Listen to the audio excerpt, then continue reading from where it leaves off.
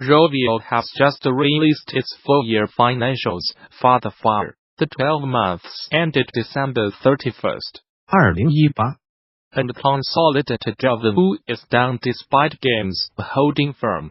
Overall revenue was down by 5% to $246,246.3 million, with year-on-year compatibility being negatively impacted by the release of the Angry Birds movie back in 2017. Games revenue grew by 1% to $254,282.7 million, thanks to the strong performance of Angry Birds 2, which ended the fourth quarter with record gross bookings of $67,075.3 million. That said, Rovio's user acquisition spending was also up by 12.9% to $78,688.7 million, which equates to 31.4% of the game segment's overall revenue.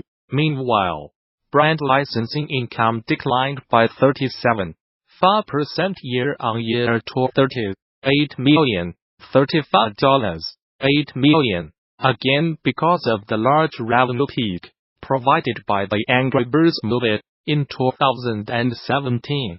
The segment is now looking to build a licensing program for the Angry Birds movie sequel in 2019.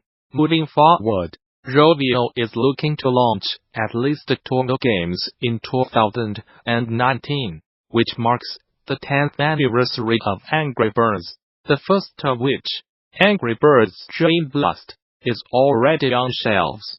But the mobile outfit has more in the pipeline. It also topped up the release of the Angry Birds movie sequel in August, with company CEO Katie Leverentine explaining the film should provide a boost to its licensing business, while driving users towards its Angry Birds games. Curiously, Rovio is also looking to reduce its ownership in Hatch Entertainment, the Netflix-inspired mobile game streaming service. It spun off back in 2016 from 80% to below 50%. If all goes to plan, Rovio expects group revenues to grow to somewhere between $300 million, $338.7 million, and $330 million, $372.5 million in 2019, with the second quarter providing the largest revenue growth and profit contribution. The Gamasutra job board is the most diverse, active and established board of its kind for the video game industry. Here is just one of the many positions being advertised right now. Location: remote. Fox Cup Games is looking to hire a VFX artist with an excellent creative eye and passion for all things VFX to work on our latest title, The Walking Dead slots. As a VFX artist at Foxconn, you will work closely with the art director, design team, and programming team to lead the production and implementation of top-quality VFX for our existing games and future projects. As a vital member of the art team, you will provide insight and suggestions on how to raise the visual bar of our games, as well as using your understanding of the Unity engine to create efficient and optimized VFX for mobile platforms. Responsibilities, requirements, bonus. Interested? Apply now. Whether you are just starting out, looking for something new, or just seeing what's out there, the Gamasutra job board is the place where game developers move ahead in their careers. Gamasutra's job board is the most diverse, most active, and most established board of its kind in the video game industry, serving companies of all sizes, from indie to AAA. Looking for a new job? Get started here. Are you a recruiter looking for talent? Post jobs here. Activision Blizzard published its 2018 earnings report today, and while the company's revenues and profits rose year-over-year, CEO Bobby Kotick stated that, "We did not realize our full potential." According to the release, Activision Blizzard generated $7.5 billion in revenues during the 12 months, ending December 31st. $38 billion of that revenue came in during the company's fourth quarter, which coincides with the holiday shopping season. Both of those numbers are higher than they were during the same period a year ago.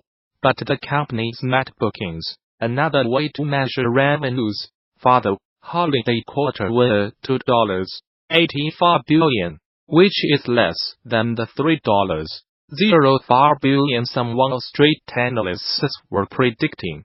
That places a lower than expected forecast for Activision Blizzard's first quarter of 2019. The company predicts $6 billion in revenues, helped push the company's stock value down today. Alongside the earnings report, while our financial results for 2018 were the best in our history, we did not realize our full potential, Kotick states in the report. To help us reach our full potential, we have made a number of important leadership changes.